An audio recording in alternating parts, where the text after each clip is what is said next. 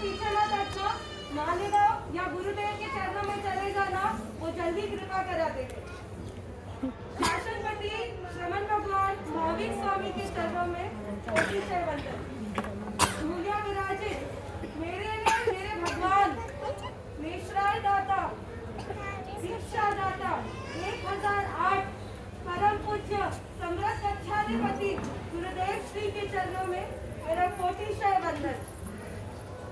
पंचमारे में थे तीर्थंकर समान, ऐसे आराध्य भगवान का भावपूर्वक स्मरण।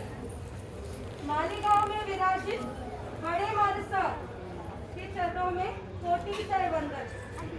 मेरे वैराग्य को आगे बढ़ाने वाले, मुझ पर दृष्टि डालने वाले, मुझ पर कृपा कराने वाले, मुझको शिक्षा देने वाले ऐसे परम पूज्य महात्मा के चरणों में मेरा कोटिशय वंदन। सुख है 4 दुख 1000, सुख है 4 दुख 1000, ये है संसार। बुलाता है बार बार, कर्मों का बढ़ाता है भार। बुलाता है बार बार, कर्मों का बढ़ाता है भार। दुर्गति का है उद्धार, ये है संसार, ये है संसार। और इस संसार के उच्च सुख को पाने के लिए सबसे पहली चीज जो जरूरत होती है वो है एजुकेशन। ये मेरी सोच थी, ये आई एम श्योर आप सबके परिवारों की भी सोच है। आगे बढ़ना है तो बस एजुकेशन जरूरी है। किसी भी चीज में सफलता पाने के लिए एजुकेशन जरूरी है। बस आज हमारे हर गली के हर घर में एक MBA और एक CA तो मिल ही जाएंगे। मैंने भी बहुत बार में CA की है। CA यानी कम अगेन। किसका कम अगेन किया था? जब भी बंगलों पे आसक्ति करी, रत्नों पे आसक्ति करी, सोना चांदी गहनों पे आसक्ति करी, पृथ्वी काई ने मुझे कहा कम अगेन, बारंबार बुलाया। फिर उसके बाद जब पानी में आसक्ति करी, वाटर स्पोर्ट्स, वाटर पार्क, सब जगह आसक्ति करी, तब अब काई ने मुझे कहा आओ पधारो कम अगेन। उसके बाद जब इलेक्ट्रॉनिक गैजेट जो आज साइंस के हिसाब से जिसको एडिक्शन रहता है, हर 30 सेकंड में उसे अपना फोन खोलना पड़ी, बस झलक देखने की जरूरत होती है। ये है तेयुकाई में आसक्ति करी। तेयुकाई ने मुझे कहा कम अगेन। उसके बाद आया फ्लाइट में घूमने की आसक्ति, स्काई डाइविंग और न जाने क्या इच्छाएं थी, तो वो सब किया। उसके बाद वायुकाई ने कहा, खुले मुंह बोला आओ कम अगेन। उसके बाद आए जीवों पर नहीं था कंट्रोल, सब क्विजिंग ट्राई करनी थी। आज तो ऐसा हो गया है कि जहाँ जाओ पूरे वर्ल्ड की क्विजिंग मिल जाएगी आपको। बस मेरा भी जीव ललचा जाता था। उसके इसलिए वनस्पति काय ने कहा आओ कम अगेन। इस मुश्किल एक इंद्रिय से जब ये जीव ऊपर उठा, पुण्यवानी थोड़ी बड़ी, तब आए बेंद्रिय चेंद्रिय चौरिंद्रिय कुमारी। उन्होंने भी मुझे बहुत भटकाया, अनंत काल तक मुझे भटकाया।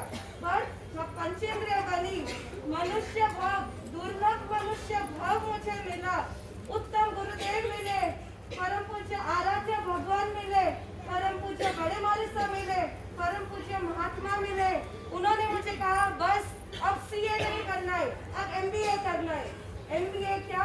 MBA यानी मुझे बनना है अणगार, मुझे बनना है आराध्य शिष्य, मुझे बनना है आगम ज्ञानी, मुझे बनना है एकभवतारी, मुझे बनना है आराधक।